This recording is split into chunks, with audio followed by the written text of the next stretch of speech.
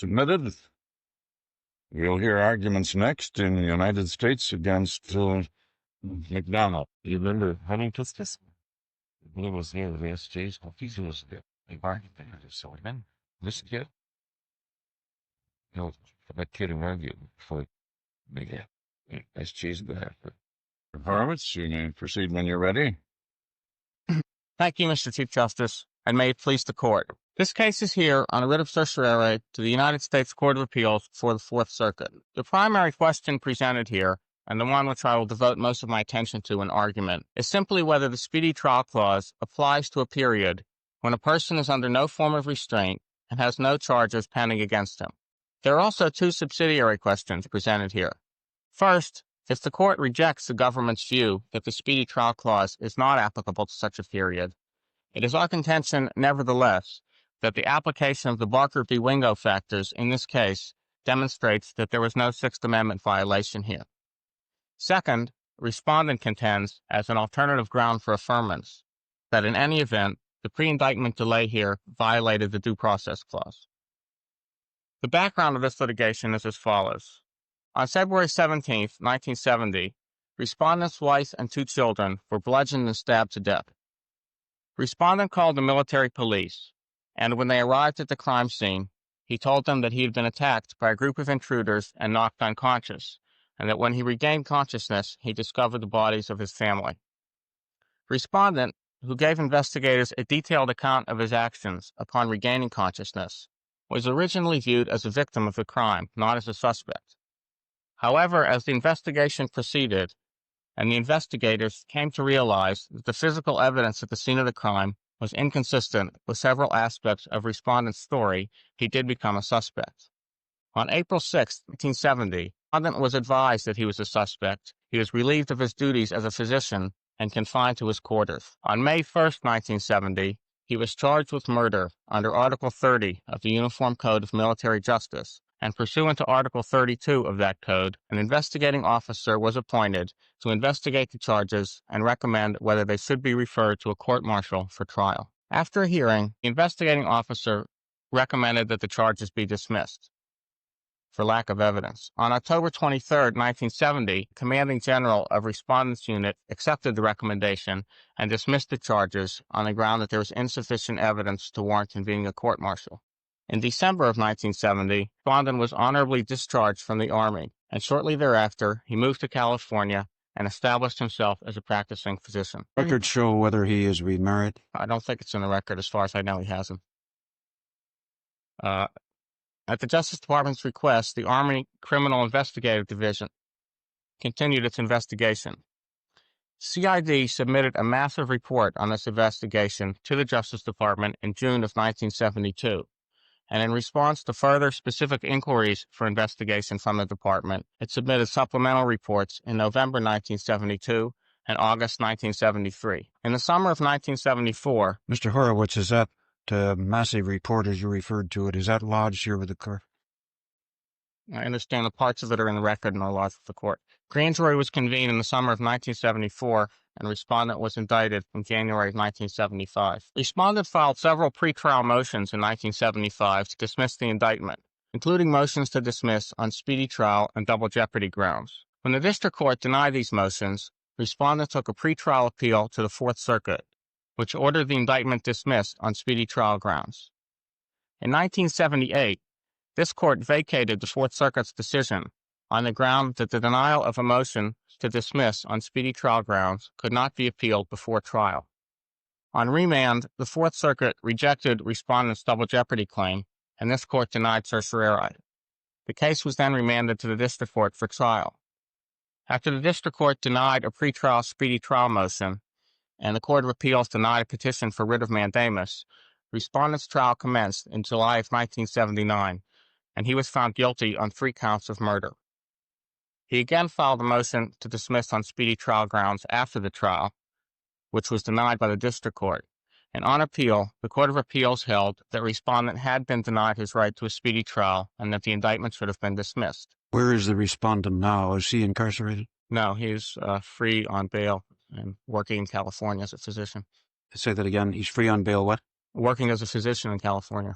And who freed him? Well, The Bail was denied at one time. at one time, yes, but in light of the Court of Appeals decision, I believe the district court changed the bail conditions and allowed him out on bail. Did Judge Dupre make any finding as to whether there was prejudice as a result of the delay?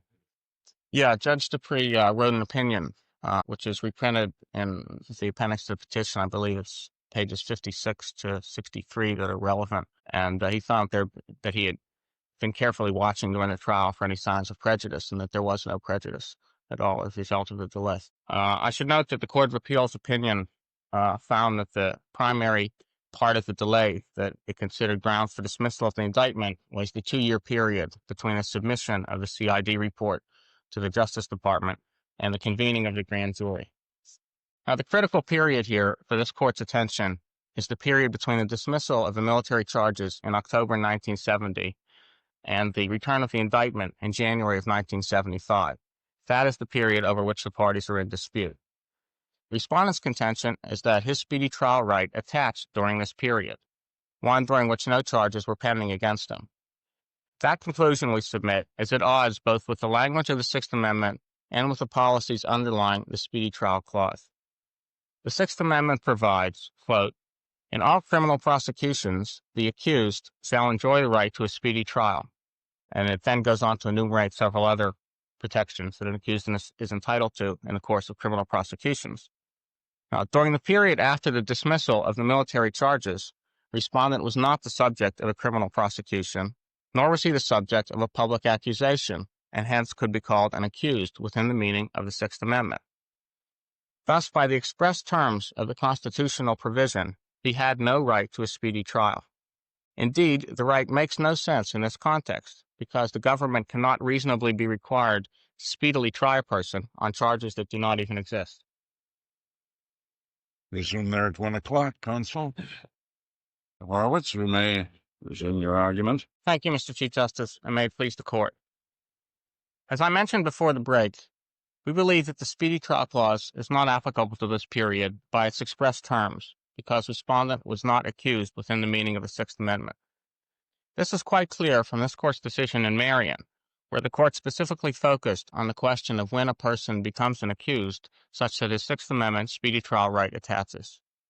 The Court explained at page 320 of its opinion in Marion, and I quote, "It is either a formal indictment or information, or else the actual restraints imposed by arrest and holding to answer a criminal charge that engage this protection." Here, the government agrees that Respondent's Sixth Amendment right did attach when he was held to answer a criminal charge filed under Article 30 of the Code of Military Justice. But the government's constitutional obligation was completely satisfied, and dependency of this speedy trial right was necessarily extinguished by the speedy dismissal of that charge and Respondent's release from all restraints on his liberty. Well, if the government was completely free, why did they make this long report to the Department of Justice? Well, the government was freed of its obligation under the Speedy Trial Clause, but that doesn't mean that it was freed of its obligation to try to bring the perpetrators of this crime to justice. So they continued to investigate the crime. If they felt that they had enough evidence, they were still under an obligation to try to prosecute. Is that yes, certainly they were considering prosecution. As long as there was an unsolved crime, they were considering prosecution. Mr. Horowitz, there is some comment in the briefs about the change in the testimony of 2 witnesses. Do you have any comment about that? Well, I think we've explained in our reply brief that, first of all, the one witness really didn't change his testimony and explained why his medical opinion had changed. The second witness explained why she could not recall what she had been asked about when she was first interviewed and then later did recall by 1975. Neither one of these has anything to do with delay. And first of all, the Speedy Trial Clause really doesn't protect the defendant against the strengthening of the government's case. What it protects him against is prejudice to his defense because of the passage of time. When the charges against Respondent were dismissed, the criminal prosecution was terminated, and there was no charge left to which a speedy trial claim could attach. Now, Respondent argues that his case is markedly similar to that of Klopfer versus North Carolina, and I think it's instructive to address this contention, because in our view it is the differences between this case, the situation of a defendant against whom no charges are pending, and the situation of the defendant in Klopfer that are significant for Sixth Amendment purposes. Under the state procedure used in Klopfer, the defendant was subjected to an unliquidated criminal charge for an indefinite period of time. The state simply took a pause in its prosecution of the defendant, a pause that could have lasted indefinitely, and it was free to pick up the prosecution again at any time, right where it left off, simply by calling a case for trial. Moreover, the statute of limitations was tolled during this period, and thus it was effectively eliminated as a protection for the defendant. Here, by contrast, the government could try Respondent only by beginning a prosecution from scratch, that is, by convening a grand jury, convincing a grand jury to return an indictment, and all of this would have to be done within the statute of limitations. Indeed, the court's opinion in Klopfer indicates that a speedy dismissal of the charges against an accused satisfies the Sixth Amendment right just as surely as if he is given a speedy trial. The court there noted at page 216 of its opinion, in discussing the North Carolina procedure, that the procedure provided no means for the defendant to obtain either a dismissal or a trial. Now, the policies underlying the speedy trial protection similarly have no applicability to a period when no charges are pending. And Marion, Horowitz, yes. If in this case, as I understand it, the district court found there was no prejudice to the defendant by virtue of the delay, had there been a finding of prejudice, would you then feel that the speedy trial clause was still inapplicable, or would you reach relief under the due process clause? Well, in our view, the first question is whether the speedy trial clause is applicable. If the speedy trial clause is applicable to a period, then you look at the Barker v. Wingo factors, and one of those factors is prejudice. I just want to understand your position. You would feel that it's inapplicable even if a finding of prejudice had been... That's correct. He would still have his Fifth Amendment argument, but the Sixth Amendment doesn't apply. In Marion, this court discussed the policies that are the subject of the Sixth Amendment protection. A formal charge brought by the state is a public accusation that the government has probable cause to believe that the accused has committed a crime. This public accusation entails certain adverse consequences to the accused. And I'd like to examine those adverse consequences as listed by this court at page 320 of its opinion in Marion, and that is reprinted in our brief at page 20. In our view, it is clear that these consequences are dispelled by the dismissal of the charge, just as surely as they would be dispelled if the accused had been brought to a speedy trial on those charges. Hence, a dismissal must terminate the applicability of the Sixth Amendment guarantee. The first interest identified by the court is that the public accusation seriously interferes with the defendant's liberty. This is perhaps the most important interest protected because it is the one that is unique to the speedy trial context. Once a charge is brought, the defendant is under some restriction on his liberty. Even if he's not incarcerated, he would probably be released under certain conditions of bail. Of course, in this case, this interest is not applicable at all because the defendant was completely released when the military charges were dismissed against him and he was honorably discharged from the Army. He had no restrictions whatsoever on his liberty. Another interest identified by this court. Mr. Horowitz, was he aware, however, of the ongoing investigation? Does the record show that? The record shows that at some point he became aware of the ongoing investigation. I don't know if at the exact time that he was discharged if he was, but certainly during this period he was aware of the investigation. Of course, that's going to be true in many cases of pre-indictment delay. And in Marion, this court explicitly said that the fact that a person may have some anxiety over a criminal investigation against them does not mean that his speedy trial... Yes, but many cases are distinguishable because here he had been charged and the charges were dismissed. That's true. The public obloquy to which he was subjected, was dispelled by the equally public exoneration that he received, that is, the dismissal of the charges and his honorable discharge. This put him in the same position as if he had been tried and acquitted. Indeed, purposes of the public obloquy interest, he was in a better position because there had not even been a finding of probable cause against him. Whereas had he been acquitted, the public could reasonably presume that there had been probable cause to charge him with the crime. You don't really mean he's in a better position if he'd been acquitted, do you? If He's been acquitted, that'd be the end of the case. That's right, but that's only because he would have been put in jeopardy, and another prosecution couldn't have been brought against him. But I think it's important to separate the interests that we're talking about. And the Speedy Trial Clause doesn't give him a right to jeopardy, to double jeopardy. Obviously, he would have preferred to be acquitted. But as far as these specific interests that the court has identified in connection with the Speedy Trial Clause, I don't think the public obloquy to which he was subjected after his dismissal was any worse than if he had been acquitted. Well, isn't there some analogy to the Bartkus against Illinois, the dual sovereignty concept of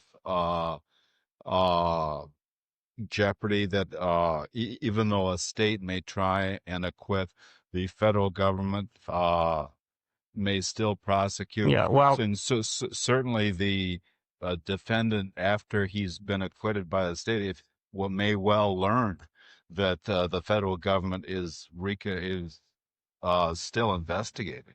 well, the rule is that the double jeopardy clause doesn't protect against a second prosecution brought by the federal government after by the state. Now, in this situation, it is considered to be a single sovereign. So if he had, in fact, been tried by the military, he would. I realize that, but I mean, as to the factual matter of anxiety and so forth.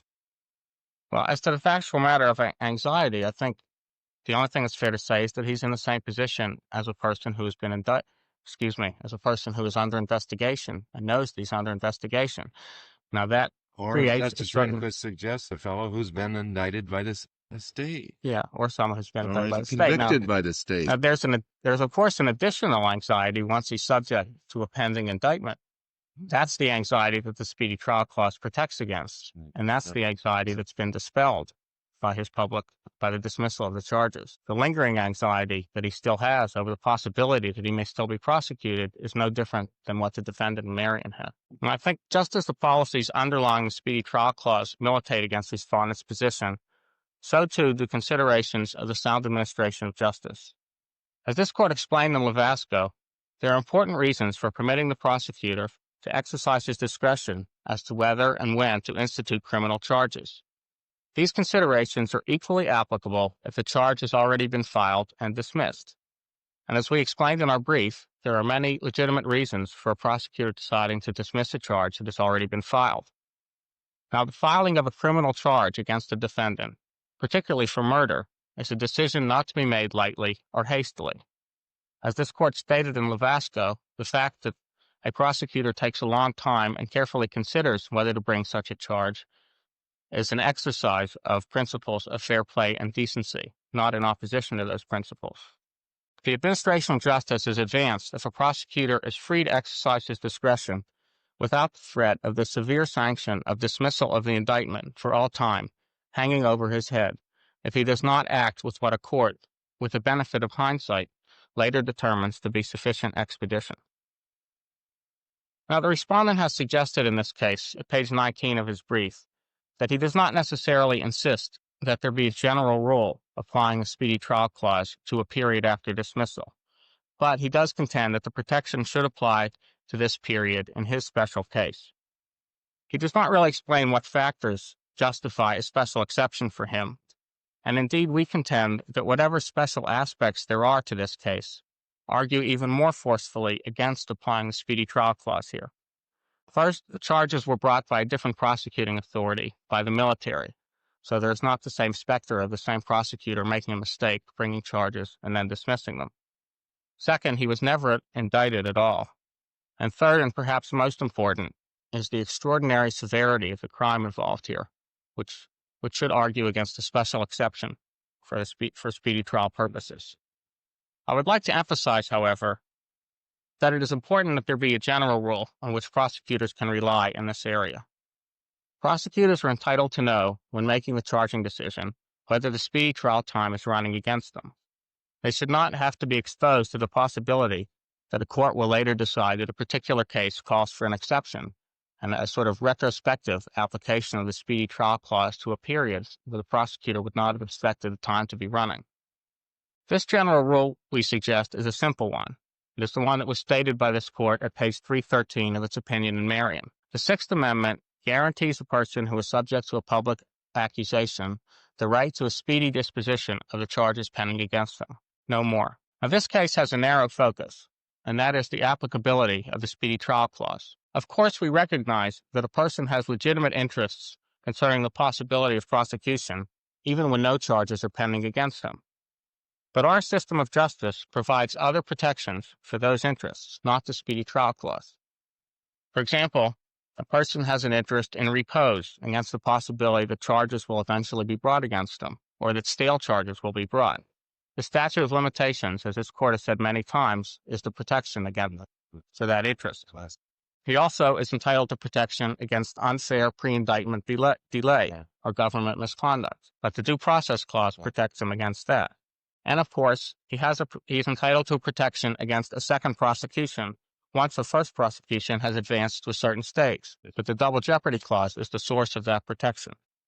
These protections are adequate to serve their purposes, and there is no need to supplement them here by wrenching the Sixth Amendment from its proper context to apply to a situation when no charges are pending against the accused. I would like to turn briefly, if I could, to the subsidiary questions that are raised by this case. On respondent's contention that he is entitled to a dismissal under the Fifth Amendment, we think this contention is insubstantial. There is clearly, by respondent's own admission in this case, no intentional or unfair government delay in this case, and therefore there can be no Fifth Amendment violation.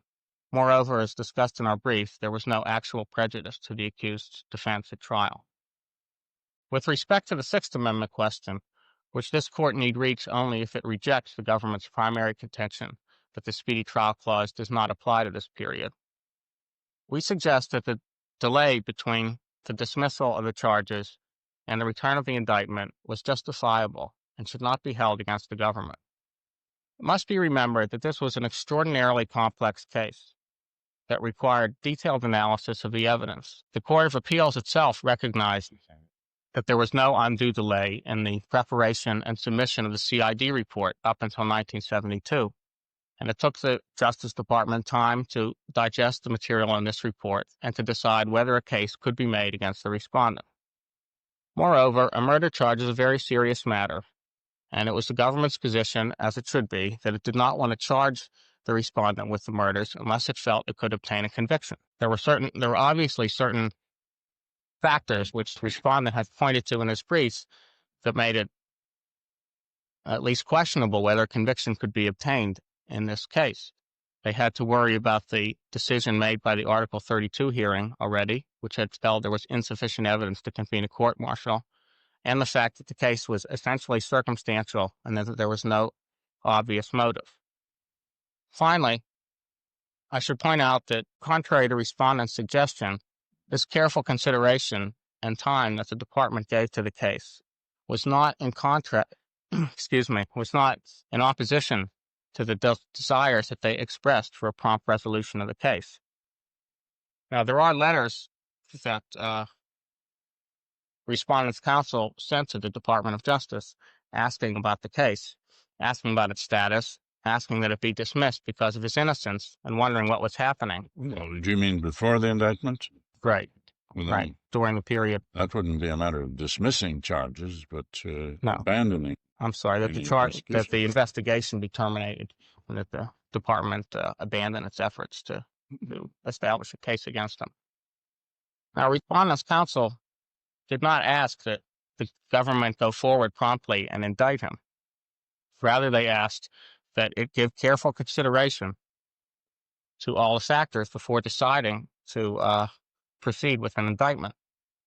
And unfortunately, these letters were in the record. They're not reprinted in the joint appendix in this appeal.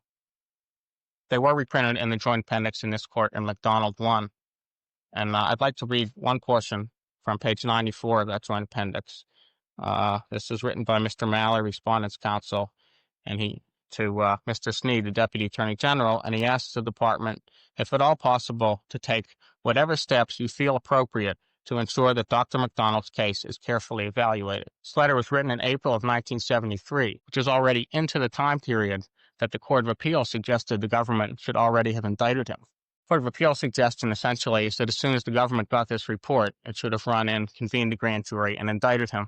But here you have, in the middle of this period, the respondent is still asking for careful consideration by the government before reaching such a decision. Another factor in the Barker analysis is the prejudice.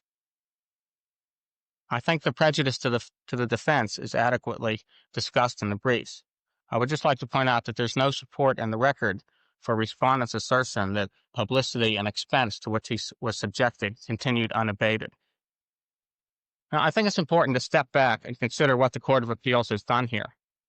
A man has been convicted of a brutal crime, the murder of his wife and 2 children, after what this court must assume to have been a fair trial. Nevertheless, he has been set free forever, never to answer for that crime. This has been done because the government took great care and time to consider his case before deciding to charge him, and an appellate court has determined, with hindsight, that the decision could have been reached in less time. The Sixth Amendment does not require such a miscarriage of justice. I'd like to reserve the remainder of my time. Mr. Horowitz, the Court of Appeals did not reach the due process argument. Is That's that right? correct, but the respondent has raised it, and I think it's properly before. If the court were to agree with you on the Sixth Amendment claim, then what should this court do with the due process argument? Does it require any fact-finding? I don't think so. The respondent, there is a matter of prejudice, but the respondent has never tried to put any evidence in. There have been, because of the Sixth Amendment claims, there have been whatever evidence there would be on prejudice. So he says that the record is adequate to decide it, and we agree with that. Certainly, Justice Harlan's concurrence in Klopfer suggests that it's just was to him almost a matter of semantics. Well, Justice Harlan was resistant to the idea of incorporating the Bill of Rights to apply to the state, so he wanted to decide the case on due process grounds, but it was decided on Sixth Amendment. Did I understand you to say, Mr. Horowitz, in answer to Justice O'Connor, that if you prevail, are still other issues open in this case? Respondent has raised the Fifth Amendment issue as an alternative ground for affirmance. I think that issue is before the court. It wasn't decided below, and the court could remand, but I'm not sure it would serve any purpose to remand it. I think it's a pretty But otherwise, straightforward. No, the actual application of the Sixth Amendment to these facts would no longer be before this court. No, but trial still open on remand, wouldn't it? Oh, yes, on remand, yeah. Spritzer? Mr. Chief Justice, Your Honors. As counsel has indicated, the respondent supports the judgment below on alternative grounds. First, we support the holding of the Court of Appeals on 2 occasions, the occasion of the interlocutory appeal and the present appeal, that the Sixth Amendment guarantee of speedy trial was violated in this case. Alternatively, and independently, we urge that the trial prejudice, which was found by the Court of Appeals after its very full examination of the record, warrants a finding that there was a violation of due process as well, though it is quite true that the Court of Appeals, having decided as it did the Sixth Amendment question, stated that it was not necessary for it to decide the Fifth Amendment issue. It did make findings with respect to the issues of trial prejudice, Which were contrary to the district courts. The district court concluded that it had conducted a fair trial. That is quite so, Your Honor. That it and the jury. Pardon? It and the jury. It accepted the jury's verdict, certainly. I'd like to address first the Sixth Amendment issue of a speedy trial guarantee. before you do, Mr. Spritzer, Yes, sir. is it your submission that if you don't prevail on the Sixth Amendment, that we ought reach the other issue? Yes, that the findings made by the Court of Appeals as to trial prejudice would warrant an affirmance on that ground. And if we did address it and didn't agree with you about that, what's left for determination? There are numerous claims of trial error which the Court of Appeals never reached. So it will have to go back in any event to the Court of Appeals for the resolution of those questions. If there was a reversal of the judgment, yes. I think counsel has indicated the sequence of events in this case, that the military made charges in the spring of 1970. They were investigated for a period of some 6 months by an Army investigating officer, charges having been brought by the military. He made an elaborate report finding that the charges were not true and recommending that the civilian authorities investigate the involvement of one Helena Stokely, of whom I'll say more later, in connection with the issue of trial prejudice. Would your case be any different, Mr. Spritzer, if no charges had ever been brought by the military process, and the doctor had resigned his commission in the army and gone back into civilian life, and then all of these other events occurred. Yes, under the Marion case, the public accusation makes the difference. That triggers, as the court there held, the speedy trial provision of the Sixth Amendment. I think the court put it that arrest triggers the provision even though there has been no formal indictment. And so our case, so far as the Sixth Amendment is concerned, rests upon the proposition that there had been an arrest, that Dr. MacDonald was held under restraint, that this public accusation caused wide notoriety and public obloquy. But if there had been no formal arrest, and the Army had spent 6 months investigating it, would not that cloud have been essentially the same with or without an arrest? It's certainly true, Your Honor, that suspicion may attach to somebody who is under investigation, who hasn't been arrested, who hasn't been formally charged. As with many other constitutional protections, so also I think of the Sixth Amendment guarantee of speedy trial. When a public act is taken by the sovereign, protections that weren't previously available come into play. And I think Marion makes quite clear, I think the government doesn't disagree, that the speedy trial provision was activated by the arrest and the restraint. Rather, it contends that it was deactivated during an interim period between the dismissal of the initial indictment by the military and the re-indictment by the civilian authorities. Now, I should say that the Department of Justice monitored this case from its very beginning. It was hardly a case of a dual prosecution in any sense. Well, Mr. why shouldn't it be deactivated, Mr. Spitzer? I suppose you're going to get to that. Yes, I am. Let me first, if I may, point out what the findings of the Court of Appeals were with respect to the 4 factors in Barker against Wingo.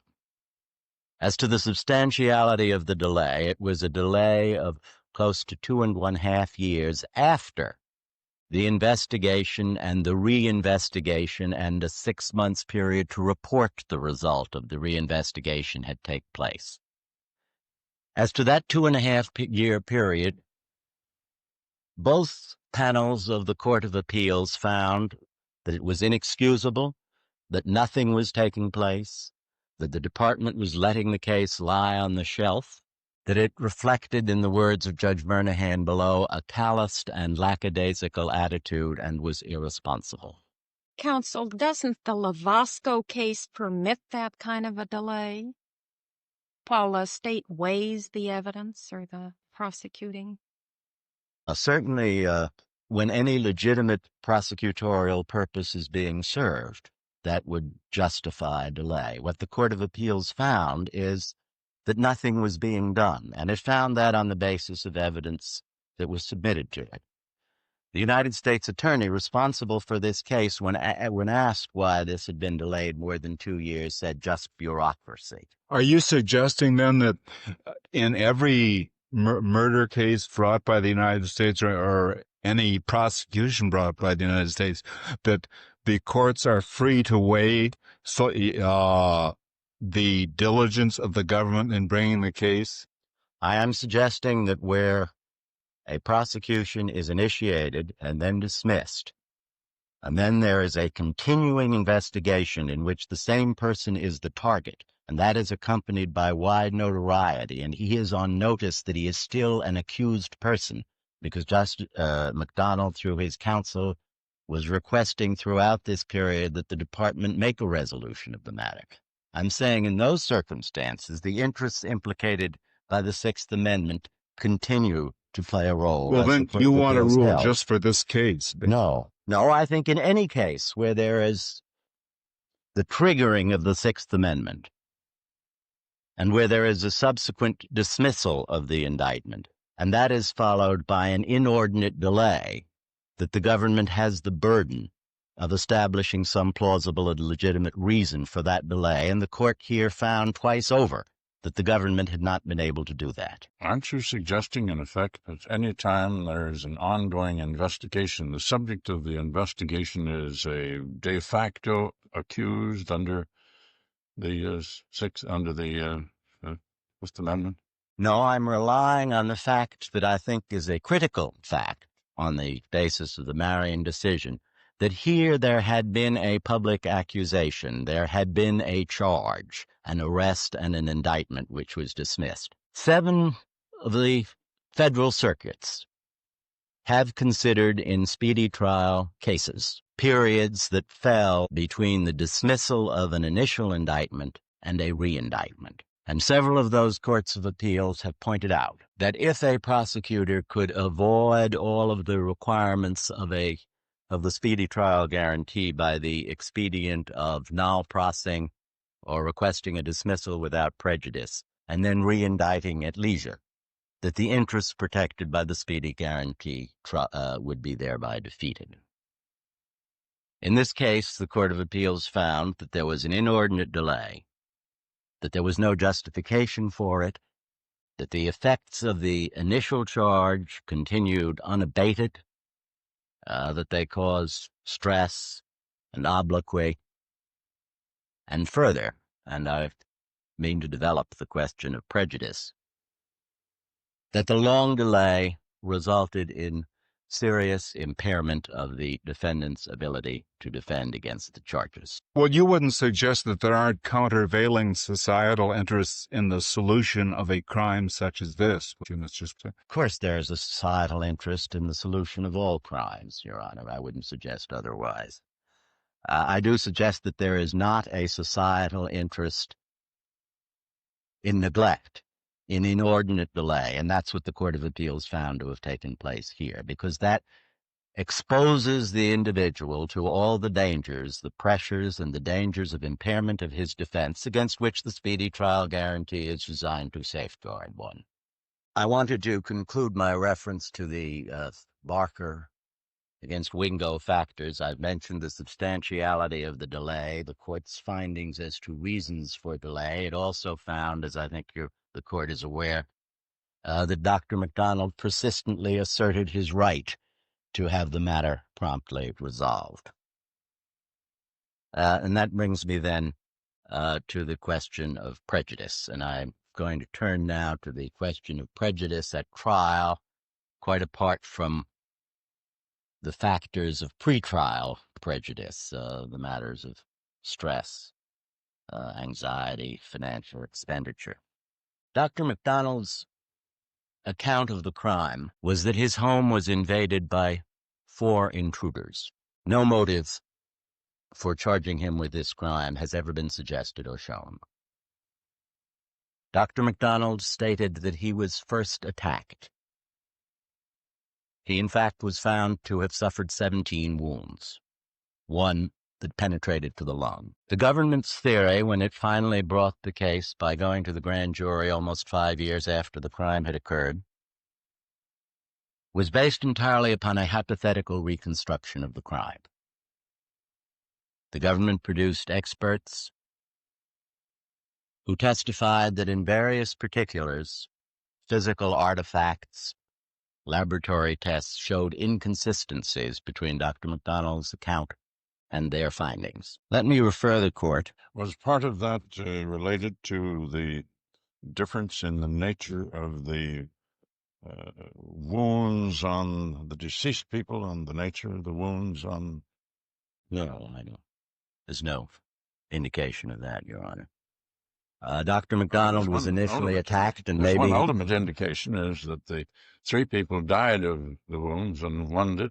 Oh, I thought Your Honor was referring in the nature of the wounds to the kind of instrument that might have been used. Or whether they could be self-inflicted. There was testimony that the wounds that Dr. MacDonald suffered, like those that were true of the wounds suffered by the other members of the family, had been caused by a sharp instrument. Dr. MacDonald's account was that he was severely attacked, whether The intruders, we don't know. He was rendered unconscious. Thought that he had likewise been killed. We don't know. Certainly the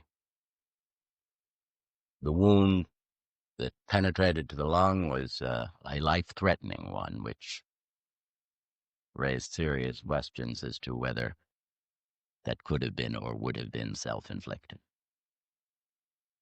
I wanted to refer the court, if I may, to the Court of Appeals finding based upon its full examination of this lengthy record, and it was a 6 or 7 week trial.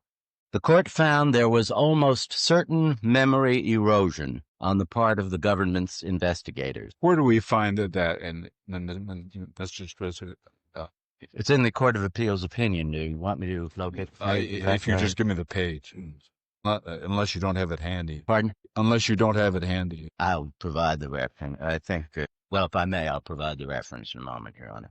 Said certain memory erosion, and this is a quotation that I'm reading from in my brief, on the part of the government's investigators, and that this, and I quote again, rendered it virtually impossible, unquote, for the defense to probe their recollections and to test the premises and assumptions upon which their scientific speculation, and scientific speculation is again the language of the court, rested. Now, in a case in which the government's whole case rests upon a hypothetical reconstruction, I think a finding that the defendant's ability to test that case effectively by cross-examination was rendered virtually impossible is certainly a finding of severe prejudice, which goes to the issue of due process, as well, of course, as to the issue of prejudice, if the court decides that the Sixth Amendment here applies. But I'd like to talk about a more concrete instance of trial prejudice to which the the Court of Appeals also adverted. Well, may I ask you, Mr. President, what was the vote on the petition for rehearing? It was a divided court. Equally divided? Yes. I think that reflects a division on the court as to the Sixth Amendment issue. The opinions don't indicate that they were seriously addressing the alternative claim that I'm now advancing. Dr. MacDonald, when the military police arrived following his call for help, gave a description of the 4 intruders. One of them, he said, was a woman, the other 3 males. He described the woman as having blonde hair, wearing a white floppy hat. This was February, mind you, and boots. He described one of the other men as a black male wearing an Army-type field jacket with sergeant stripes. Based on that description, a Fayetteville police officer who was called into the case promptly by the military police decided that he thought he knew who that woman was. That officer, an officer named Beasley, had used Helene Stokely as a drug informant. Helene Stokely was the daughter of an Army colonel at Fort Bragg who had left home promptly after graduating from high school, had entered the drug culture in Fayetteville. Beasley went to Stokely because he knew that the description that Dr. MacDonald gave seemed to answer her description, and he knew further that her close friend and associate was a black male who typically wore an Army-type field jacket with E6 stripes. Promptly when he went to see Stokely, she admitted, I said in the brief, it's a hedged admission, and I think that's a fair characterization. She said, I had it in my mind that I was there, but I was heavy on mescaline, which is, of course, a narcotic. 2 or 3 days later, Helene Stokely's neighbor, one Posey, who had seen her returning to her home at about 5 a.m. on the morning of February 17th, and the crime took place during the hours between midnight and 5 a.m. Posey spoke to Helene Stokely, and she told him that she had held the light during the commission of the crime, but that she herself would not kill anybody. Dr. MacDonald had told the military police when they arrived on the scene that the female intruder had a flickering light on her face as if she were holding a candle. Sometime later, Stokely was interviewed by an Army CID agent named Brizantine. She told Brizantine that she had been involved, and she spoke of blood on the bed, and the words "kill the pigs" had been written on the headboard of a bed in the MacDonald home. She told him further that she would name the participants in this crime if granted immunity. She was not granted. Stokely in all made admissions to 7 different out-of-court auditors. Acquaintances, friends, law enforcement officers. Many of these admissions, in fact, I think I might say all of these admissions, were fragmentary, and she would immediately equivocate for reasons that are obvious. She would make an admission, apparently impelled by the feeling that she needed to relieve herself of her feelings, and then she would promptly turn around and say, well, I won't say any more, I've already said too much. Let me now turn to the finding of the Court of Appeals with respect to Stokely's testimony. The court said that the failure of Stokely to verify, because Stokely, when she took the stand, claimed she no longer remembered what had happened on the night in question. The failure to verify Dr. MacDonald's account from the witness stand may well have been disastrous to the defense. Had she testified, Judge Murnahan goes on, as it was reasonable to expect she might have testified, the injury to the government's case would have been incalculably great. And then he adds that the reason she asserted under oath was failure of memory, and finally that the government's inexcusable delay was a probable cause of the defendant's inability to get an account from her when she took the stand. Stokely incidentally did acknowledge that she remembered where she had been at midnight on February 17th. Doesn't the Court of Appeals also say that the possible reasons why Stokely did not so testify are several, and then in the footnotes say a likely one is that she was not on the scene of the crime at all? I'm going to deal further in a few moments, if I may, to some of the circumstances which corroborate, independent circumstances that corroborate Stokely's admissions. Of course, there are other possibilities, but the credibility of Stokely's story was for the jury, had she testified. And the court has made a finding here that a probable cause of her not appearing to testify before the jury, at least as to these matters, was the long delay for which the government was responsible. Now, it's perfectly true also that there's another possibility, that she may have been feigning when she was called into the public forum, a lack of memory as to these events, because she did remember where she was at midnight. And she did remember returning to her home at 5 a.m. So it appears that she was abroad during this 5 hours when the crime took place, and nobody has ever offered any innocent explanation of that activity. In that subculture that you described she was part of, was there anything unique about roaming and prowling around in those hours, as there might be for some other people not part of that subculture? No, I wouldn't suggest it was unique. I think it was probably commonplace.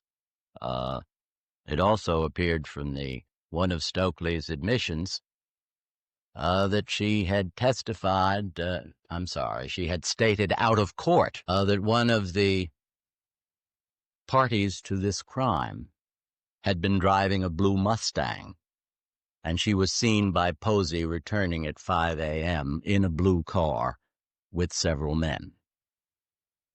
So there is a loss of Stokely's testimony. She was called as a witness, and she claimed she no longer could remember 10 years later what had taken place, and she denied any recollection of all the out-of-court statements that she had made to the various auditors who heard those admissions against interest.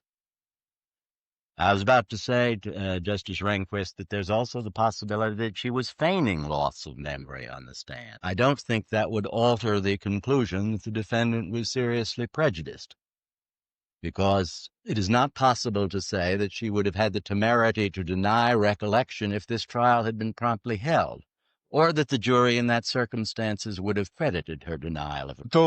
general types of questions are left to juries in criminal cases, subject to the motion for new trial, etc. Are they not? Yes, the concern here is that the Stokely story never got to the jury. Well, and that too is a factor that is generally weighed by the jury.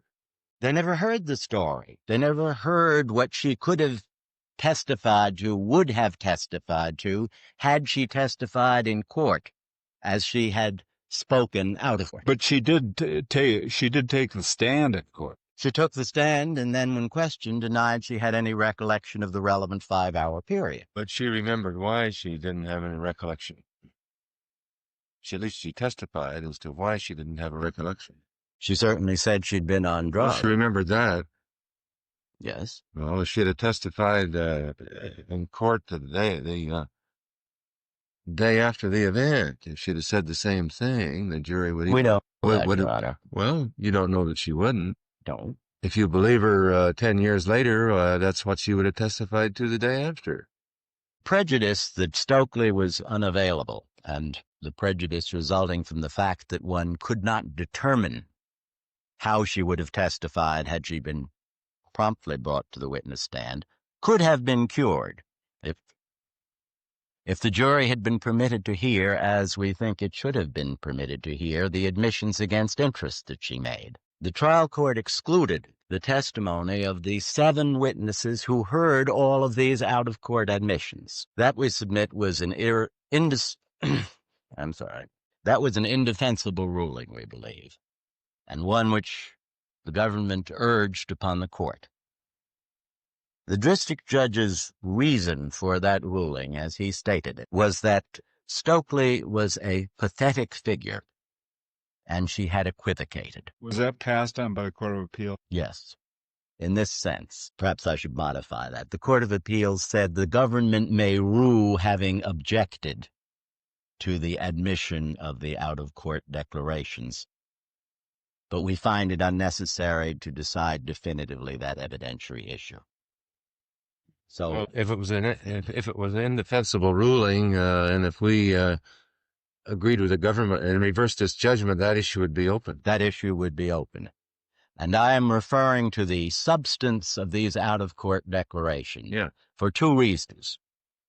One, to show the prejudice resulting from the unavailability of the Stokely story, which the Court of Appeals attributed as a likely consequence of the government's delay.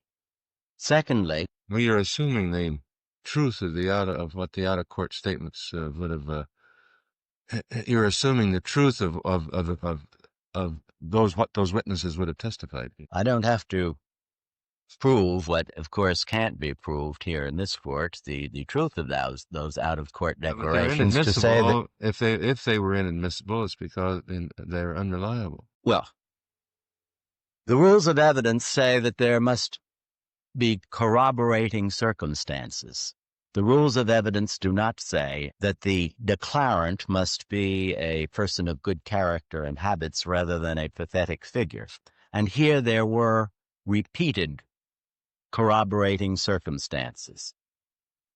The fact that the very description that MacDonald gave when the police first arrived led the police directly to somebody who in turn made an admission that she had been there. I take it your judgment would be that if the case only involved this evidentiary issue and you won on it, the judgment would be reversed. I mean, the conviction would be set aside. No, I think if that question did not go also to the question of due process, a new trial would be mandated. What I'm suggesting is that the unavailability of the Stokely testimony, because of her asserted loss of memory, resulting, as the Court of Appeals said, was likely to be the consequence of the long delay, that was compounded when it could have been allayed or cured had the government not insisted, and successfully insisted, upon the exclusion of this critical evidence. Here was the one identified living person other than the defendant who could have spoken to the question whether there was any truth in his account. Evidence, I think, that any observer of this case would regard as the most critical in deciding whether There was truth to Dr. MacDonald's account, and the jury never heard a particle of that testimony. Thank you. Mr. Horowitz? Couple points, Mr. Chief Justice. I don't think it serves any purpose to really discuss here whether Helena Stokely committed these murders or not. I would like to say one thing, though. This contention was never raised in the district court at all, or on the first appeal. It was raised for the first time on the appeal in 1979 before the Court of Appeals. I suggest to you that it is not quite the obvious prejudice that the respondent suggests. In fact, I think, as we pointed out adequately in our brief, and as the dissenters in the Court of Appeals suggest, there was absolutely no prejudice at all in this regard. She testified shortly after the crimes. She stated, rather, shortly after the crimes that she didn't remember where she was because of drugs, the same thing that she said at the trial. There's just no support in the record for any finding of prejudice to the defense.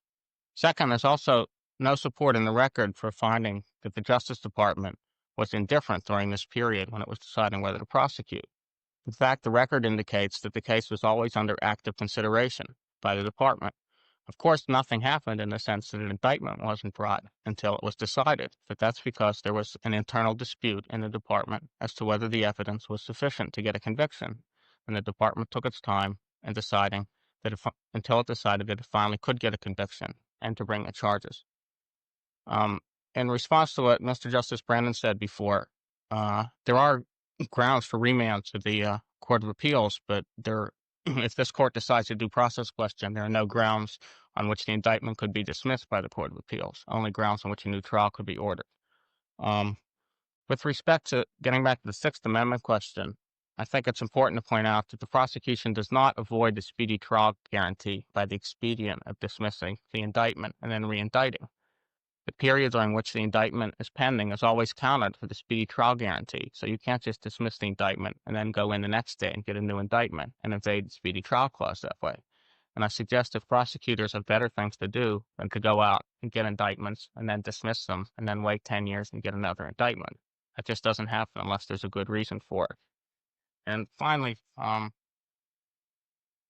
would like to point again to this letter from Mr. Malley with respect to respondent's contention that the adverse effects of the charge were continued unabated during this period when no charges were pending against him.